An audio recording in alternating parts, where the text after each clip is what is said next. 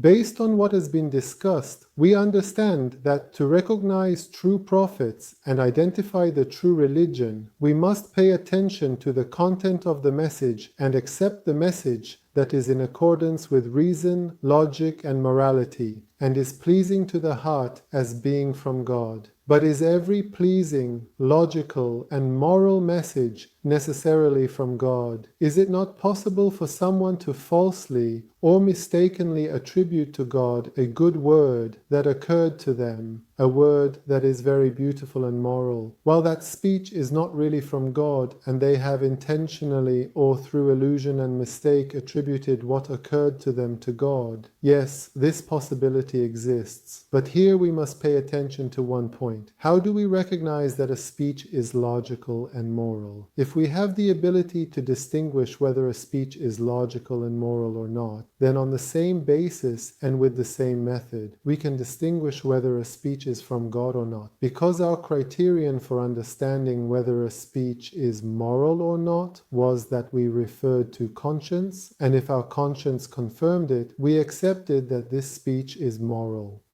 Is it not possible to refer to the same conscience and ask the conscience the same question, whether this logical and moral speech came from God and is God's message, or has it been falsely or mistakenly attributed to God by someone? If our conscience could distinguish good and evil, it can distinguish this too. If we could trust it there, we can trust it here as well. In the sense that if our conscience was convinced and the attractiveness and pleasantness of that speech, along with the signs that existed around it, brought us peace and a certain conclusion that this speech is from God, then we make that the basis and build our life upon it.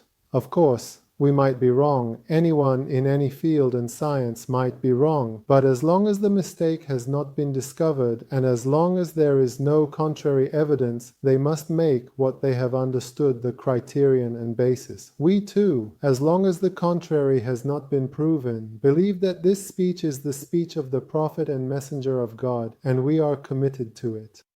Of course, if there are other signs like miracles, prophecies that have been fulfilled, or words that exceed the limits of the knowledge of the time, signs like these, this increases certainty more and more. But in circumstances like our era, where we don't have the possibility of observing miracles and these signs are not available to us, we can believe in God's message based on what we feel inside ourselves. When our conscience has been convinced based on the beauty and pleasantness of a message that it came from God, as long as its contrary has not been proven, we accept it and believe in it. But if we haven't reached this conclusion, we use selectively the points that we recognize as useful and effective for a better life.